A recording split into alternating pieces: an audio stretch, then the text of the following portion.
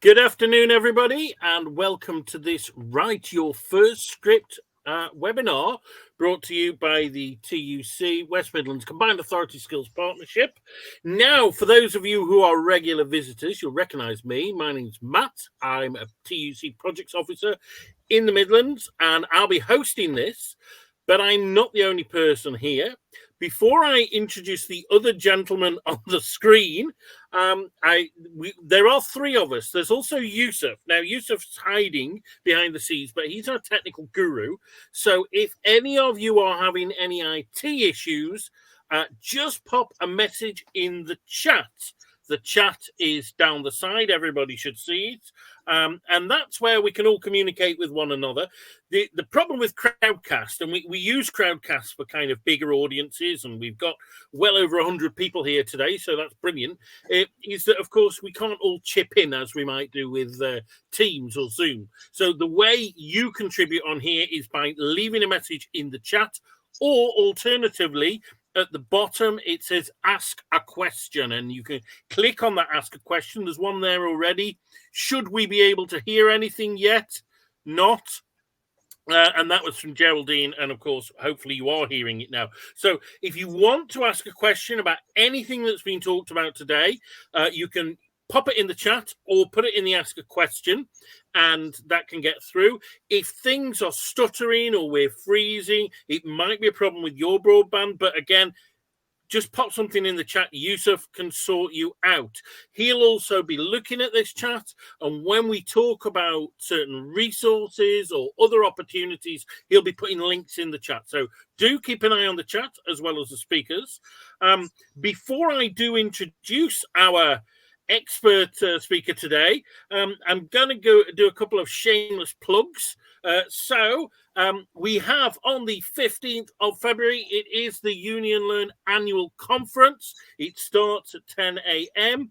Alas, this year, because of all the COVID restrictions, we are not face-to-face, unfortunately, but it is going to be a really good event. We've got some good speakers. We've got a good panel going on. We've got lots of exciting stuff there, and you can sign up for that. You just put the link in the chat there. Do sign up for it. It's free. It's where the Union Learning world comes together once a year. So that's going on the 15th of February.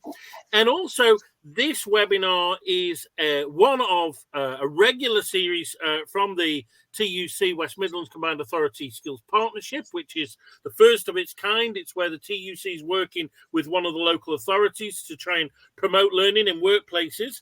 And we've got another one on the 15th. The 17th, of February. So it's just after the conference. It's at 2:00 in the afternoon, which is our usual time.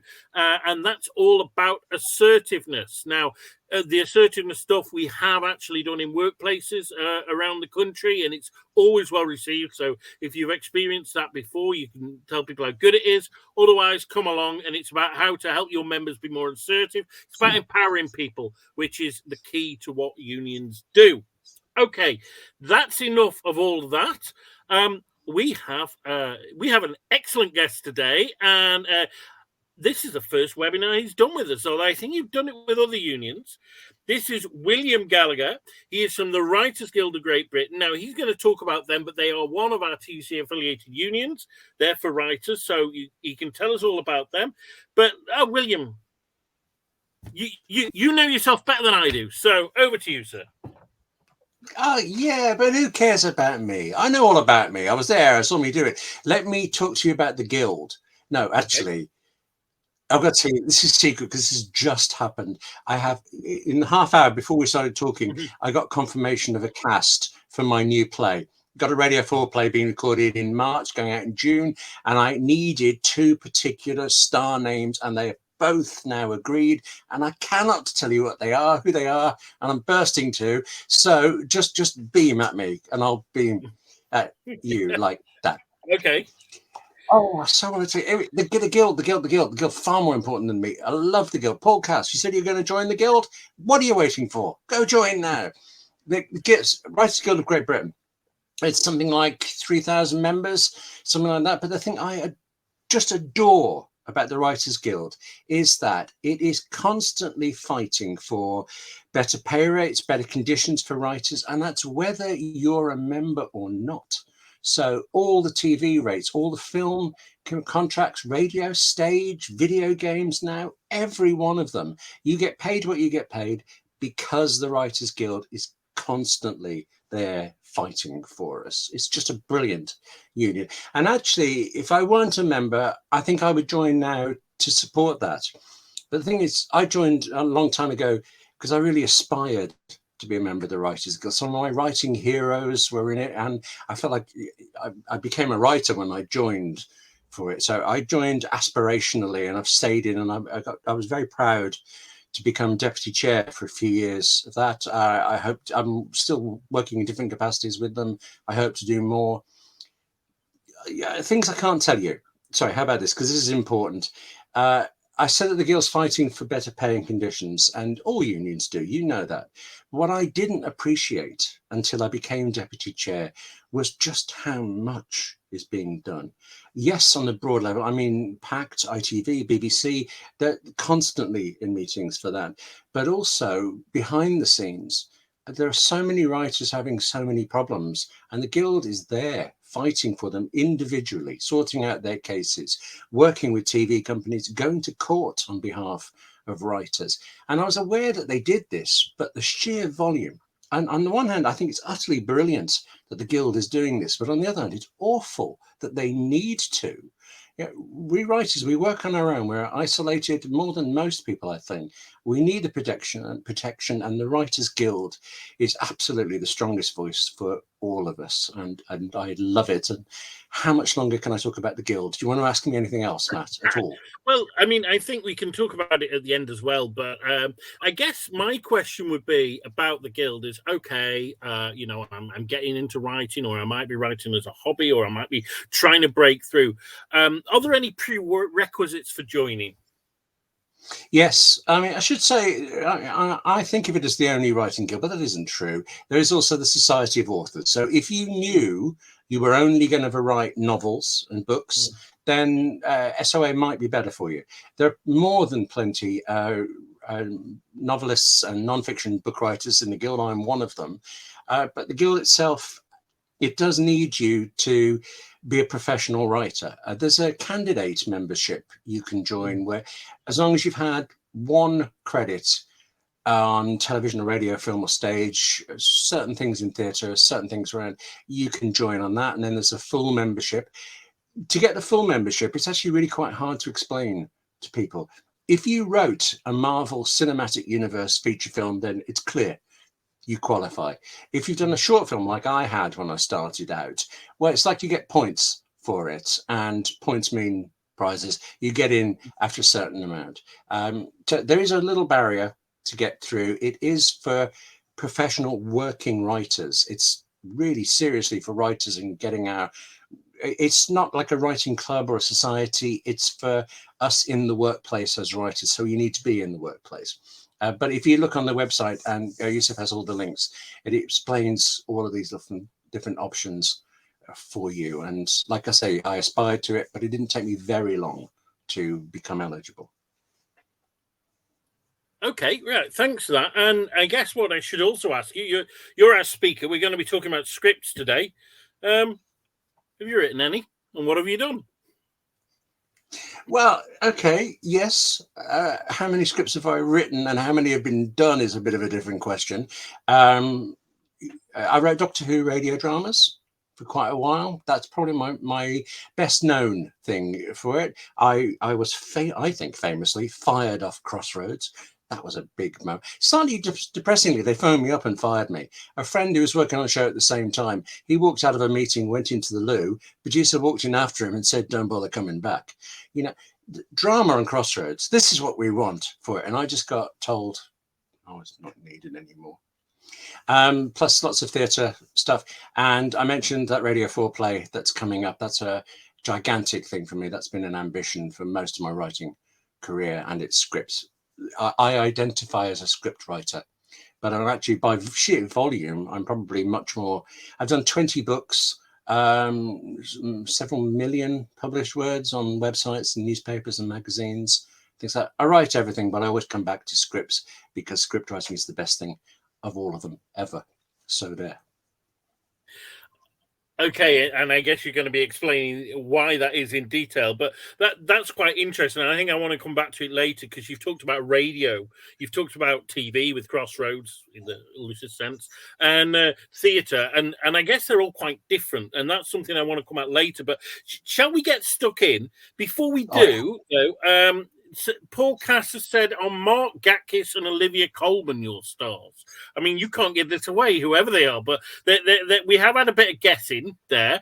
And some people have been putting who they are and where they're from. So we've got Bob from Orkney. I love the Orkney Owls, by the way. So and he's a Unison steward. So, yeah, if you want to put who you are in there and, you know, what union or what your interest is, in writing, that's great.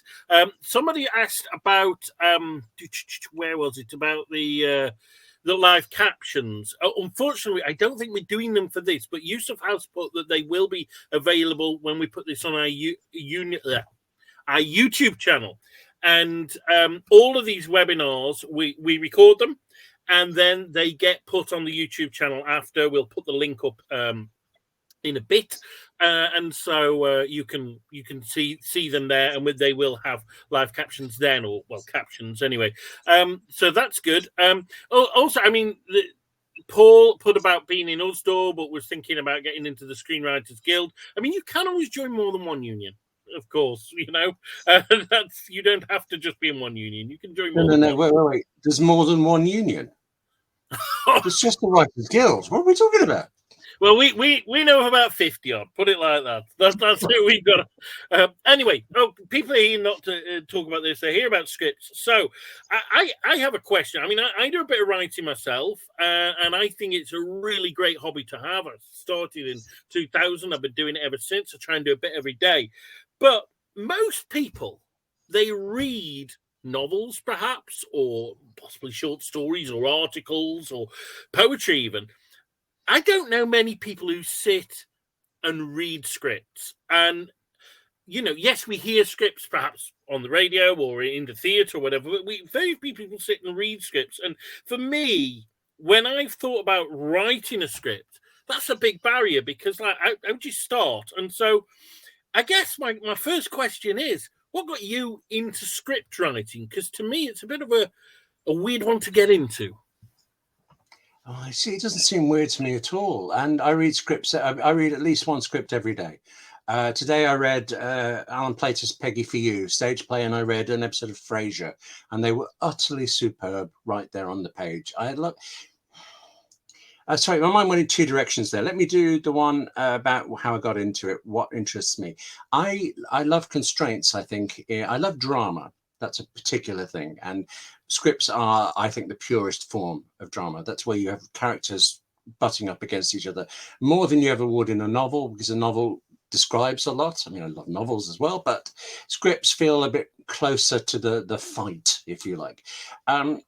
But with the script, I remember actually when I very, very first got commissioned to write any script at all, and I was going around, I was telling friends, obviously I was very pleased about this, and I was in a pub. You remember we used to go into pubs, and a friend who was a poet, after a few drinks, stopped saying how great that was for us, well done, William, and started saying, oh, scripts impossible to read, though. And a novelist said, well, aren't scripts just the boring talking bits, none of the description? And what I told them then was that I cherish telling stories only through what people say to each other. And it took me 5 years to realize I was totally wrong. The great thing about scripts is you are telling stories only through what people are not saying to each other. That way of conveying tales without laying it out on the page, letting the audience understand what's really going on, what's happening in the characters. It's just so vivid and real to me, and I cannot get enough of it. I see your point about scripts being hard to read. And actually, if you'd asked me that 2 months ago, I wouldn't have understood you at all. But I did. I can't name this one either, sorry, because it'd be rude if I did. I saw a show I liked on TV and I enjoyed the episode, but then when I read the script, it was such a slog. It was a real chore. on the page, and I was glad it was over, and I won't read that writer again. But most of the time, that Fraser, that Alan Plater, yes, the thing with scripts is that they are not meant to be read by readers. They are meant to be performed and shown on screen or played on the theatre and stage. But the really great script writers on the page, it's utterly wonderful. Russell T Davies is coming back to Doctor Who, and my first thought was, I love his scripts on the page. I almost don't need to see the episode. They're so vivid for it. Scripts, great. Read them all. Just keep reading. Loads of them. Puts off writing as well. Okay. You've mentioned a few names there, and so I guess, who are your greatest influences? You know, who are the people you've modelled yourself on or would like to be as good as? Perhaps? Oh, and this is just an hour, right? Okay. I mentioned Alan Plater. Carrie Fisher had the most incredible ability to write just individual lines that you wouldn't kill to write like, but you'd maim somebody to write like that. There's I do. Can I ask you a question? Yeah. That's not the same Carrie Fisher that from Star Wars, is it? Oh yes, absolutely. Oh, right. I didn't know she was a scriptwriter as well. She's amazing. Wow. She was actually a script doctor. She would be called in to films to fix them, and of course, the moment I said that to you, I blanked on the films. But she wrote her own Postcards from the Edge, based on a novel. So she was a novelist, an actor, a writer.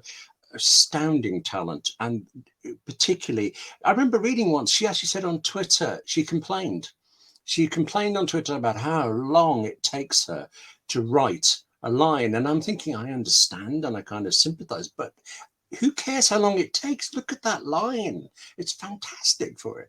We never see the effort a writer puts in, and when the end result is there, we shouldn't really care about the writer. We shouldn't care about the script. We care about the final result. But when somebody like her is that brilliant, I mean, it's just, well, it's actually miserable and depressing, really. It makes you wonder why you bother trying writing yourself. So thanks for putting that back in my head there.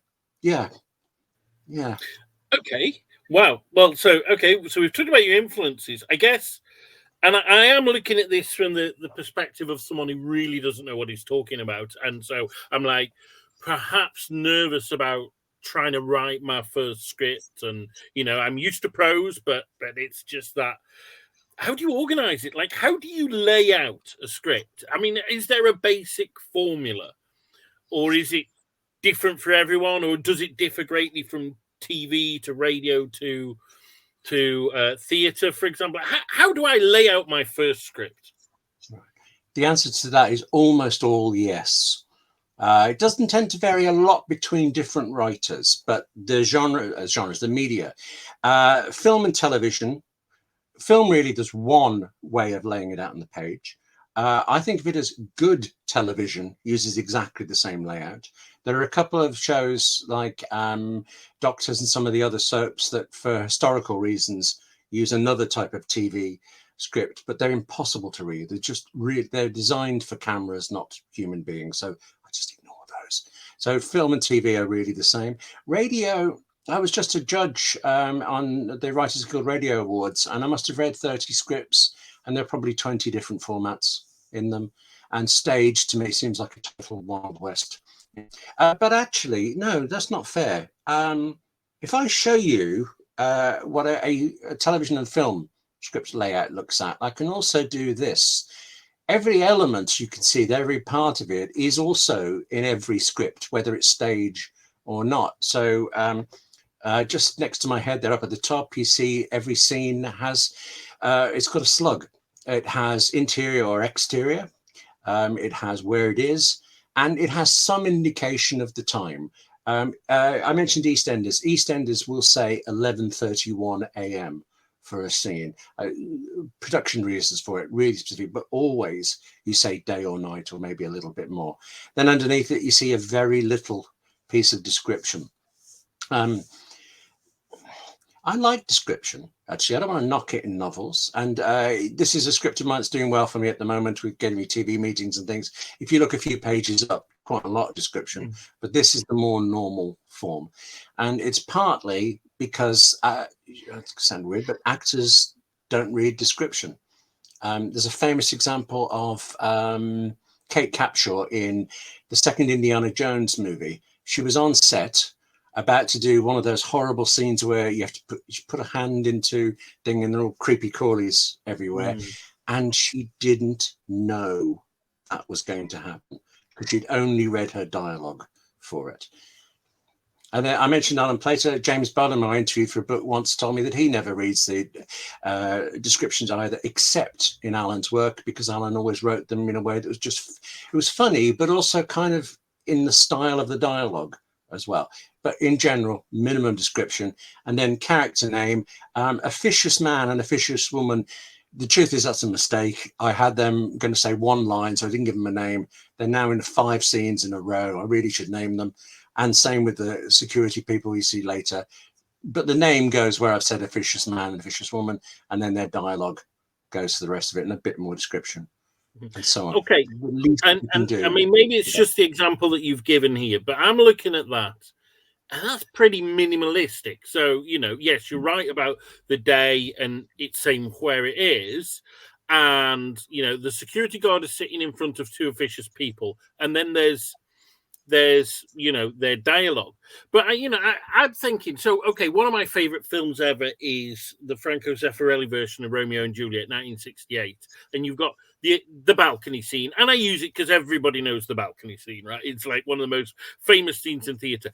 How much of that is Shakespeare? How much of that is in the script? Or how much of that is interpretation? Because that script you just put up, to me, there seems to be loads of room to interpret.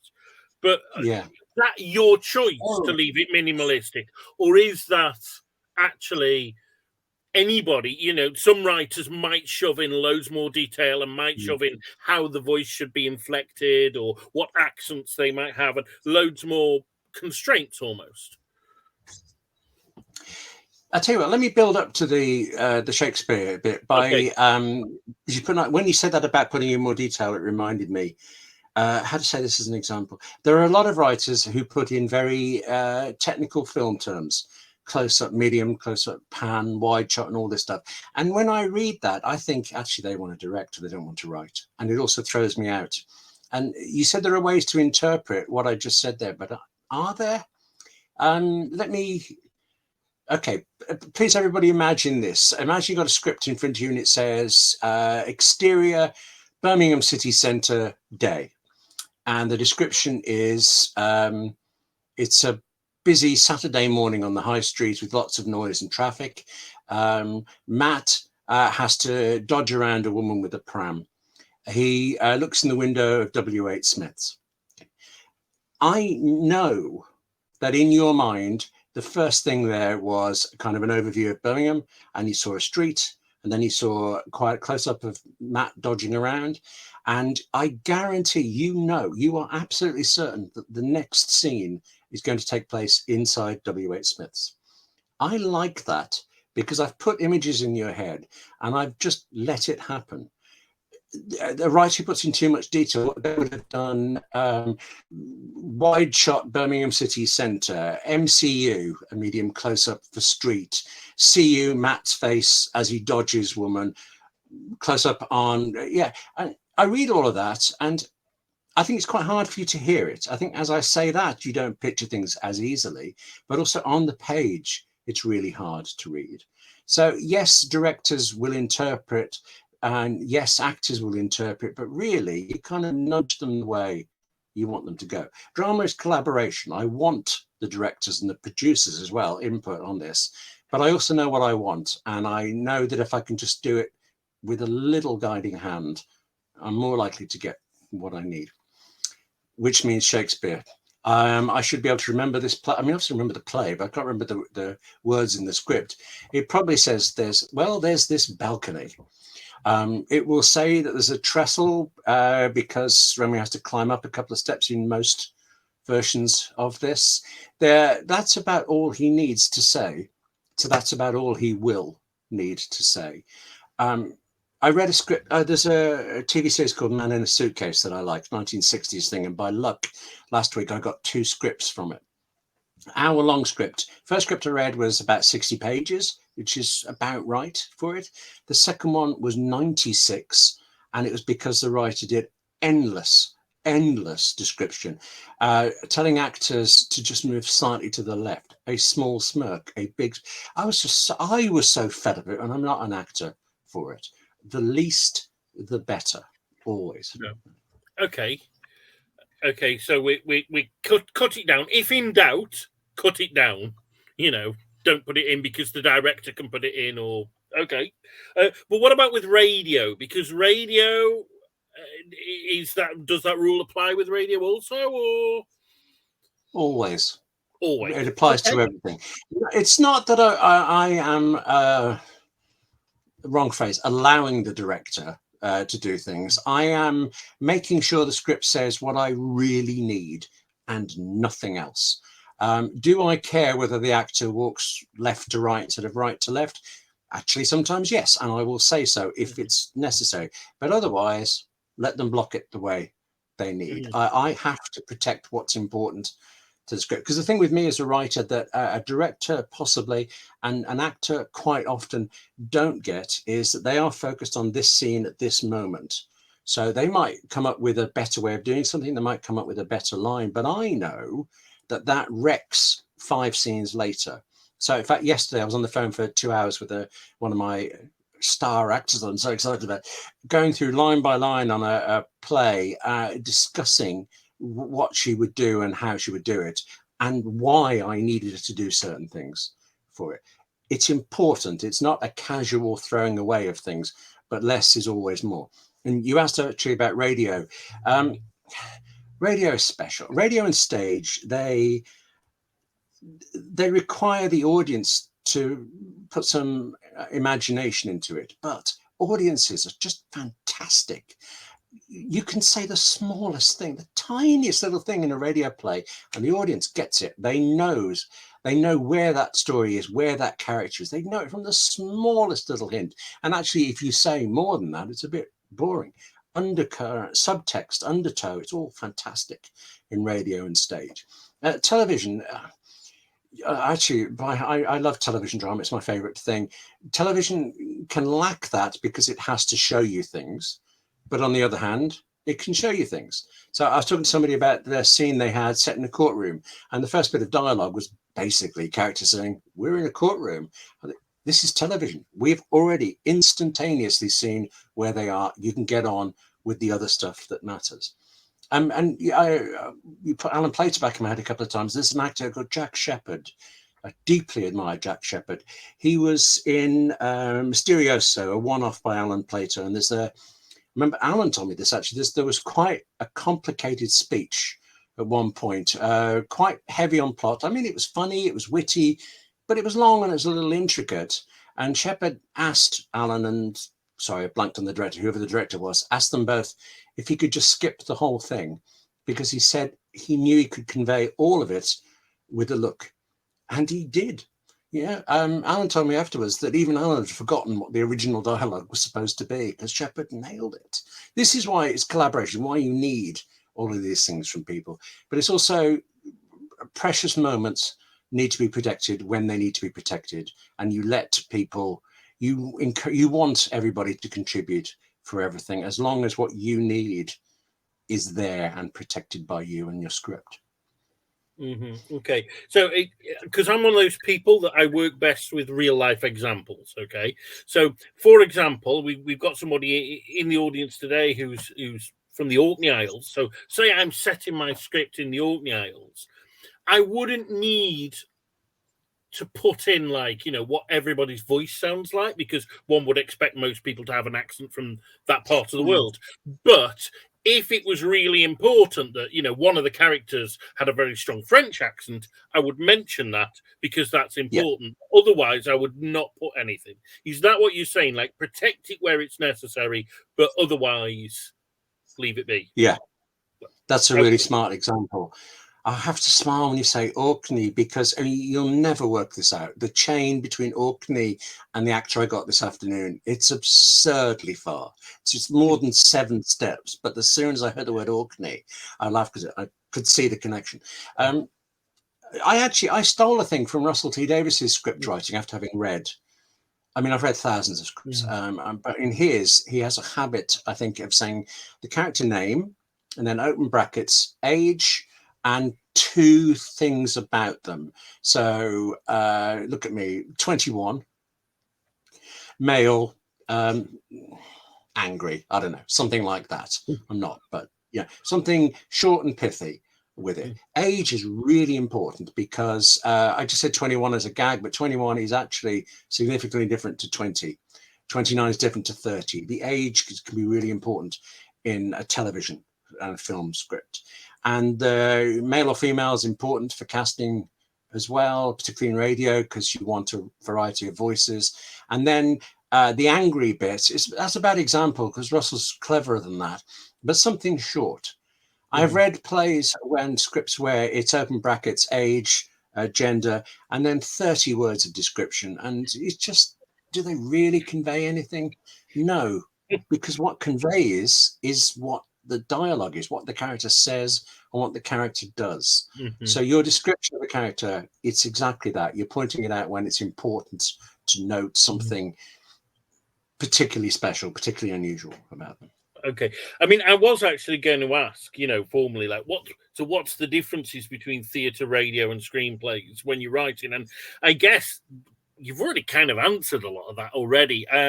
But I mean, one point that kind of came up there that I wanted to mention. So you were saying like the on radio, it was good to have a balance of male and female voices because the sound of the voice is different. So if you were writing for radio, would you recommend to people to be more aware of things like that than they would be with, for example, theatre or the screen, where you can very clearly see what the people look like? You've got that extra sensory dimension going on.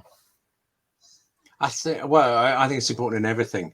I know we talk more about diversity and for all the good reasons about diversity, but also I'm just a bit selfish here. I want stories about people I don't know and mixtures of people and places I don't go. I want writers and actors and everybody from everywhere. Give me everything. But it is definitely true that in radio, you have to know the voice. Can I tell you this about the play I've got? The play I'm writing is based on a series of love letters. And unfortunately, they are love letters, 1,700 love letters from one famous man to a woman who became his wife later. There isn't one back. So if the play was all and only about his letters, it would be this monotone of, a great actor and fantastic writing, but still, the risk of it being a drone for it, and also the risk of it sounding like this guy was, creepily barraging this woman with letters. So the hardest thing, 1,700 letters down to 43 minutes on Radio 4, easy. Getting a balance of voices, conveying to you what I know is the truth of that relationship, that was murder. And it was keeping the ear interested with the variety of voices. Yeah. There's also a thing, I think this is very specifically a radio lesson, but it applies to all scripts. I mean, I take it to heart everywhere. In radio, if a character doesn't say anything for a few lines, they're not there. They're gone from the audience's mind. So you have to keep giving them something to say, or you get them out of the scene. And quite often in television, you'll see there's an actor who doesn't have anything to do. And some of them are great at it, and most of them aren't. And they're not being well served by the script. And scripts are not for actors, they are not for writers, they are for the audience. But you need the actors to be able to do what they do. I need to be able to do what I do, and how we work together is matters in the end. So I will always find something for a character to do, or I will get rid of them. Okay, so there's no extras, as in with the TV, where you've got all the extras milling around in the background. Radio, you're stripping all of that away, and it's just the people who are talking. Yeah. There is a television show that's quite well known in the UK, yeah, where a friend of mine who was writing on it, wanted a scene with a rabbit, and they couldn't afford the rabbit for it. It's actually Rabbit and Trainer, so it made more sense. But this is how tight things are. If you see something or hear a character in my scripts, they are crucial. I've just revealed that. Actually, there are never any incidental characters. I've blown that. Brilliant.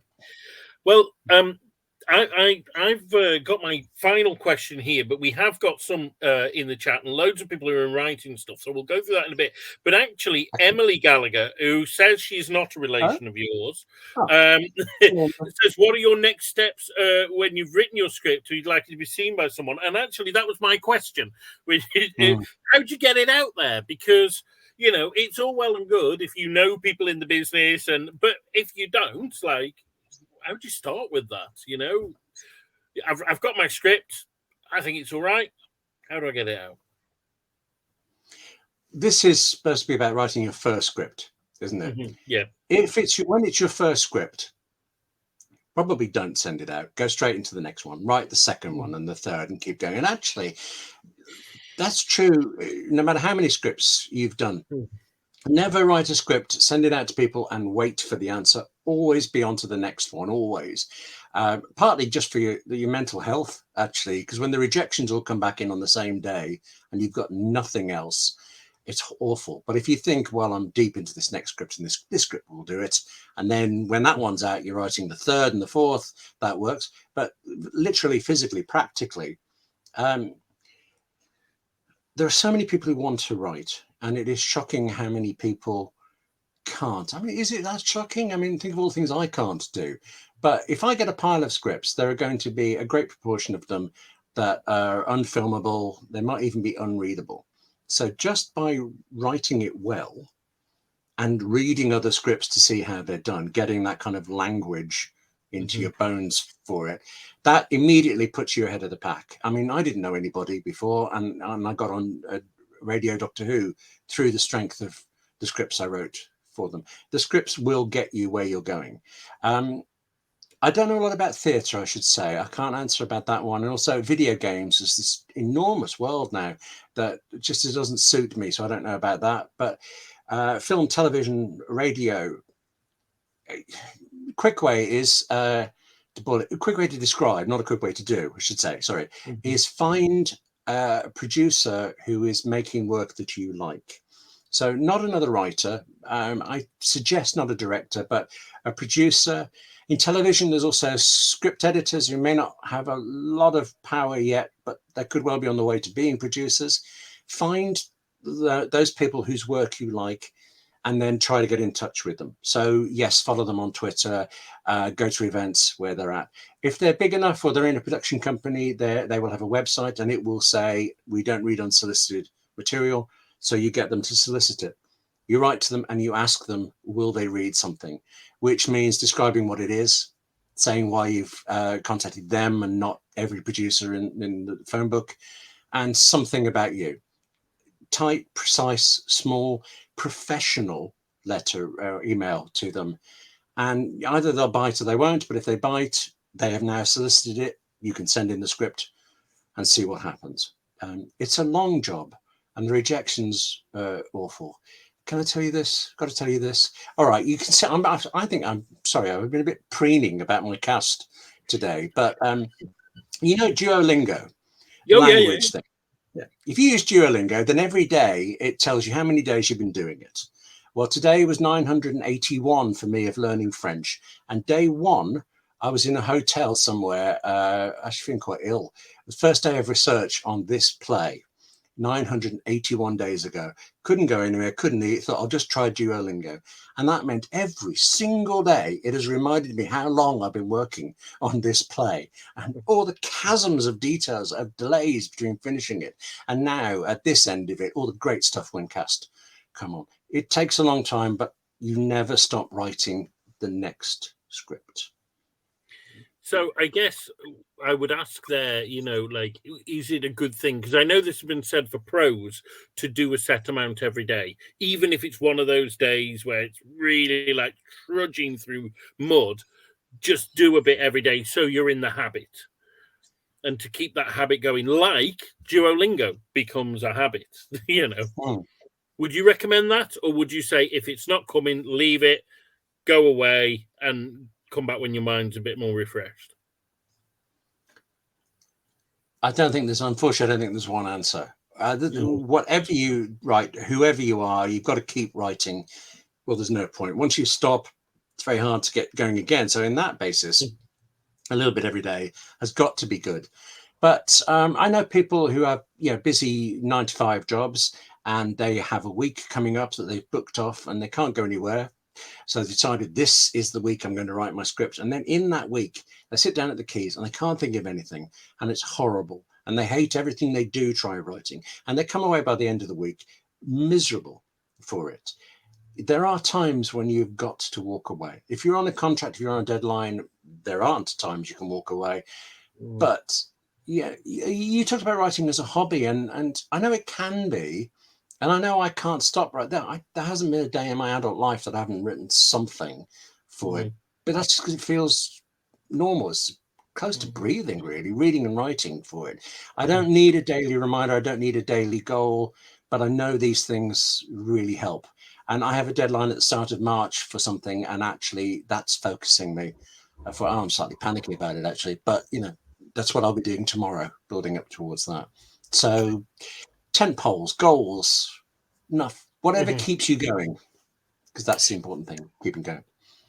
Okay, well, that's all my questions. We have 8 in the Ask a Question, and we've had loads and loads of comments. So I'm going to go. So Meryl has put she's a candidate member of WGGB. Never imagined how useful it would be. So that's good. We've got Dave, a Unite branch chair from Bristol, interested in writing for a profession. So I don't know if that's just script or if it's everything, but I guess some of what you've said there could help with going on the journey. But if there's anything that what William said hasn't answered, you might want to pop something in there, Dave. This one I'm interested in. Alison has talked about, I'm interested in writing scripts for a local drama group. So I guess you're going to know the people in there. Is that an advantage or a disadvantage? And also, because I'm thinking about drama groups, there's a lot with kids. Do you approach children's writing differently than you would approach adult script writing? In the respect that I know if you were writing a children's book as opposed to an adult novel, you would approach it differently. Let me take that in reverse order. I work a lot with young writers. 8 to about 18, I suppose, somewhere in that range for it. And I can never remember what their ages are because I don't care. They're just writers I'm working with. And some of them are just so good. Yeah. Yes, I guess, it's a family show. You're not going to swear, I suppose. There are kind of logical concerns for it, but otherwise, no. I work sometimes with Emma Reeves, who's at the Writers Guild and created things like The Worst Witch, and just amazing children's shows. And I read her scripts, and I know they're for children.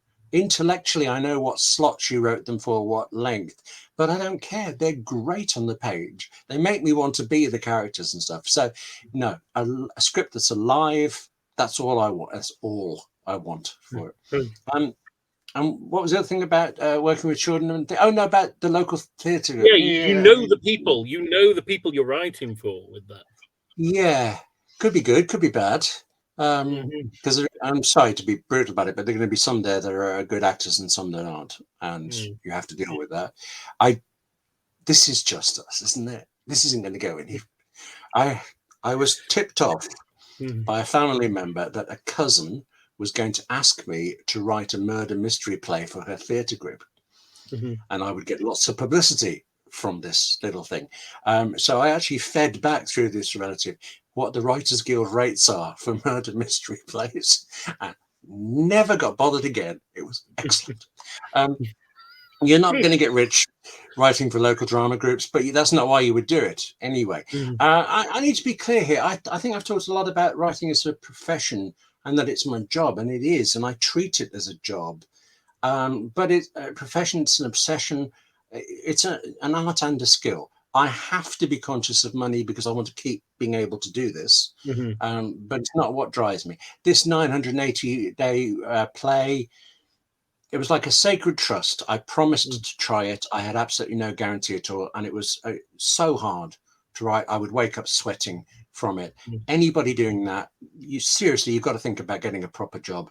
And I never could. I never would. And it's a painful, brilliant wonderfulness, but you treat it like a job as much as you treasure it.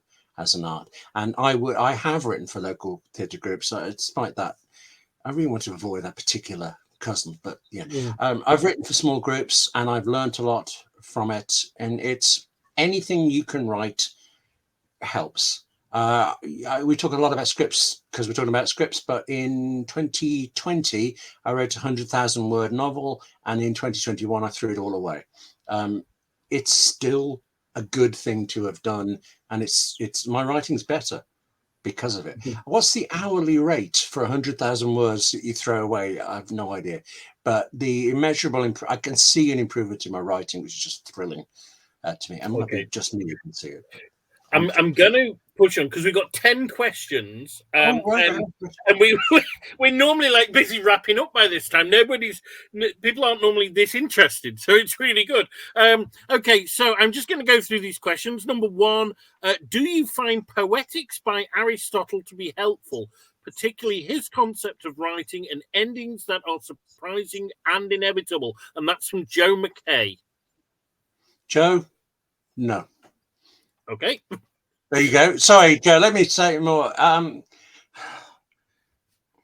This morning, I was asked by somebody, what is the secret to telling interesting stories that interest other people? And you can point to classics like that. You can point to texts, but in the end, it comes down to you. If it interests you, it might only interest 3 people, but there are 3 people who would not be interested in something you didn't write. So get on with it and write it. And rather than worrying about structure and the 3-act structure is more commonly known than that, but there's also a 5-act structure. Who cares? Tell your story and fix it later if it needs fixing. That's what I think. Okay. Okay, next question. Hi, I'm Emily Gallagher. She's no relation that she's aware of. I've always wanted to tell but Emily, stories. we go back minutes now, don't we? Yeah.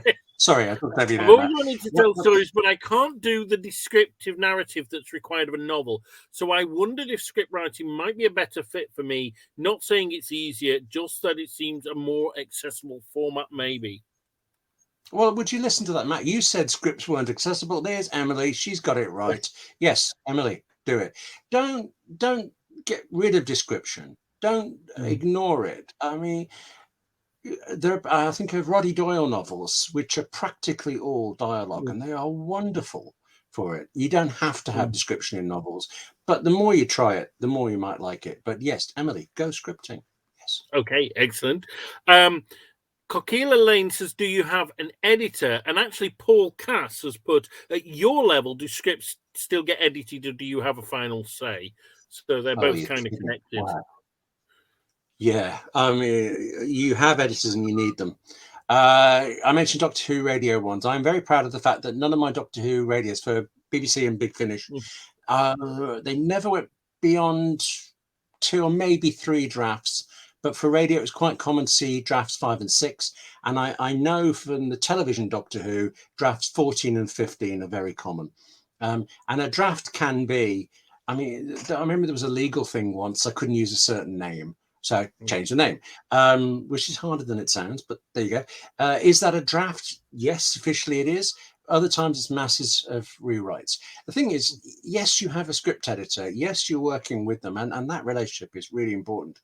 But ultimately, if you are the writer, you have been hired because of you. And I've had moments sitting in this room at 3 o'clock in the morning, due to deliver at 9 or 10 the next day, and looking at an instruction from my producer of something they hated that they said was completely wrong. And these are very smart people, great writers, always people I really respect. And I'm thinking, no, I'm sure I'm right. I'm sure I just haven't done it well enough to convince them. And at that stage, it's, do you forget what you think and just do what they've told you? Or do you do what you think is right? The thing is, if you just do what they tell you and it doesn't happen to work out, well, you don't get a pat on the back for having, done everything. And if you try it your way and it doesn't work and it's disastrous, you're fired. Which way do you go? And I'm glad to say so far, every time I've gone with mine, which I think when I say it that way, every time, it sounds quite egotistical, but I promise you the night sweats over some of those worries. But it'd be dull if it was easy, wouldn't it? So. Okay, when turning a novel into a script, to what extent do scriptwriters pull out the dialogue that was in the novel already? Practically never. I mentioned Roddy Doyle. I know. I think his dialogue is sayable, so that would work. But the majority of times, it isn't. The thing with, I mean, I've known plenty of people who've adapted novels. I've not done it myself. And they all tend to say that they read the book and they read the book and they read the book.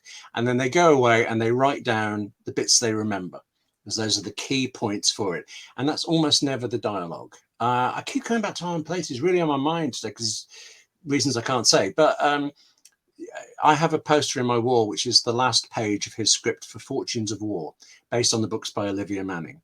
It's the last page, the last line. And when I saw it on TV and when I read it on the script, it made me cry.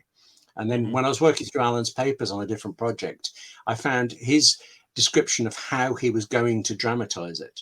And there's lots of technical stuff of this amount of book goes into this number of episodes. But then there was this: we must always remember why we're doing it. And he quoted that one line as the reason for doing this whole show. So dialogue matters and conveys, but that was one line out of 700 scenes across 7 hours of television. Yeah.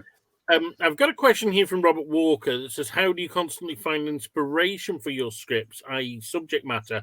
And Val had also asked earlier in one that disappeared that where do you find the scripts that you read, which I guess is a similar question. So, Right. yeah. Scripts you read is much easier because I tipped off Yusuf about this. He's got some links he can put up for you. It's very hard to get theatre plays. You see the books behind me. There are several hundred books in there that are scripts, and I haven't bought one in ages because there are so many television scripts online. And actually, as much as I love buying books, if you can get a script online, it's better. It's as it was handed to the actors. A script in a book is tidied up. It's all sorts of things have changed, and they're fine, but they're not good. Except one thing, crucial. I wish if I could go around and slap anybody on the internet, it would be the people who type out every word of a script. They watch a film and they write down every word. They transcribe everything. You got to admire the dedication. You got to admire the fandom. No criticism of that. But then they put it online and they say it's the script.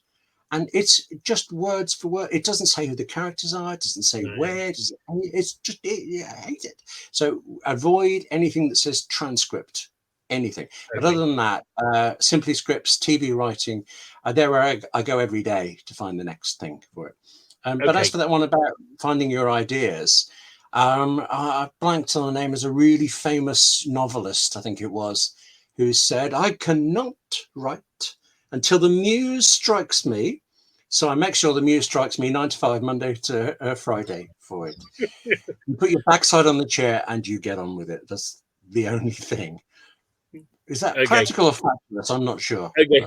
Well, we've got. I'm going to rush through these because there's other stuff I want to talk about. We're only meant to have an hour. How do you feel about scriptwriters directing their own plays? From Jason. Yeah, go for it. Absolutely, great. It's a very different skill. I've done it, and I actually learned a lot about my own writing from doing it. Well, my writing a little bit, but mostly because I was directing other people's short stage plays, and I learned a lot about what wasn't working for me as a director, and I've used that in mine. Aaron Sorkin is now directing very well, apart from possibly being the Ricardos, but I think that's the script. Yeah, writers know the material better than anybody, so they can be directors, but it is a very different skill. Okay. What do you think about Willie Russell or Alan Bleasdale, who write about real life? From Douglas Uxer. Two of my favorite writers. I mean, real life. See, I put Alan Bleasdale in there as well. And of course, you say Alan Bleasdale, and I think Boys and the Black Stuff, and can't remember the name of the one that came before it. Just the Black Stuff. Yeah. Truth and Reality. There's a nice thing. I do a lot of journalism as well. So these millions of words and things. So in my mind, when I'm a journalist, I'm dealing with the facts. And when I'm a dramatist, I'm dealing with the truth. Yeah. Going beyond the facts to what actually matters, getting into the heart of people. That's what all of those playwrights do. and they're stunning at it, and it connects to us. That's the thing. I said something about maybe only 3 people like your story, but they tend to be 3 people who really like it. Only connect is the phrase, isn't it? Just reaching out. And whether that's real or total Disney-esque fantasy, I don't care. But I love the end result. And the final question was, who is playing the rabbit from Paul Cass? I don't know if that's a serious question there. Look, I would love to talk about all the extra stuff that's going on in the chat. But we have 5 minutes, and before we go, what I do want to make sure that we fit in is some of the stuff that we've been looking at. So if you want to go further with this, one of the things that you could do is a free course online, and there's Coursera and FutureLearn are 2 of my favorite websites for this. They're free, although if you want the certificate, you have to pay. We've promoted some of their stuff in the past. But Coursera, they're basically platforms that universities or other academic institutions run a course on. So the Michigan State University have got Write a Feature-Length Screenplay for Film or Television. That's on Coursera. We've got a link from that hopefully Yusuf can put up. He did put up all those other links that you asked for, William, by the way. And also from Michigan State University, Scriptwriting, Write a Pilot Episode for a TV or website series project-centered course. So they may interest people. FutureLearn, we've got from the National Film and Television School, Explore Filmmaking from Script to Screen, and University of East Anglia, an Introduction to Screenwriting. We've also got on OpenLearn. So OpenLearn's the Open University's free learning platform. And they've got, this is not a course, it's an interview, Writing for Radio, an OpenLearn interview. And then there's another one, a freelance career in the creative arts from OpenLearn, which I think that is a course, that one. So those are some of the things that we wanted to signpost, because if there is any other learning, and I'd say get on there, have a look. And if you want stuff in your area, I mean, one of the priorities in the West Midlands is promoting the creative arts. So talk to us and we can have a look about what's available locally within the West Midlands, or if you're not in the West Midlands, and I appreciate some people aren't, then what's going on in your area as well. That's that. I think yes, all the questions are gone. We've got some good feedback, so that's great. I guess that's it. How sad. It's ending. Tell you what, Matt. Does the chat thing get saved anywhere? I don't know. Yusuf, does the chat? Yeah, the actual webinar. I can always view the webinar itself on Crowdcast, so I can always copy and paste the chat into a spreadsheet if needed, William. Well, I'd just like to read it and things, but I was also thinking of, if I let slip the name of my cast now, could that be a nice secret between all of us? I'm just going to mention James Bolam and Barbara Flynn. All right. But I did not tell you that, and it hasn't been announced at all. I don't think they've even actually signed. They've just said yes. So regretting this already, but it's just... Well, listen, do you know what, William? It's been great having you on here. It's the first time you've been on one of our webinars. I do hope it's not the last. Same here. This is fun. Great comments. Yeah, we do have a passion for creative writing in the Union Learning community. I mean, the courses that we used to run when it was Union Learning Forum were perennially popular, and I know a lot of our different unions did. So I know PCS, they did that's the civil service union. They did a creative writing competition, and he published a book quite recently. And I think Unite have done it in the past as well, and probably lots of others that I don't know about. A reminder: Union Learn Conference on the 15th of Feb, and we always have a writer from the quick reads on there. Now, last I heard that it wasn't decided which one it would be this year, but we've had really good published writers on there, so that might be something that interests people. And of course, I'll be hosting another webinar on the 17th of Feb at 2 o'clock, and you can sign up for that in the link provided. William, I'll let you finish. Yeah, people are guessing what the play is about, and you're all right. Stop it. Actually, in all seriousness, I know I can tell you the name, and I know you'll trust it, but it's absurdly delicate. And just every now and again, there are certain scripts, certain plays that need really oddly delicate handling between the writing and the getting on. And this happens to be one of them for reasons that I can't tell you, genuinely can't tell you. So we do need to keep this one between us. It'll be on air in June sometime. Okay, well, I'm going to tune in for that. And I tell you what I promise to do. If you tell us when you can tell us what it is, when it's online, we'll publicise it. Deal. Okay. Okay. Right. And thanks again to everybody for coming. If you've enjoyed this half as much as I have, then it's been a roaring success. So all the best. I'll see you again soon in another webinar from the TUC. Keep up the good fight. All right. Thanks, everybody. Bye.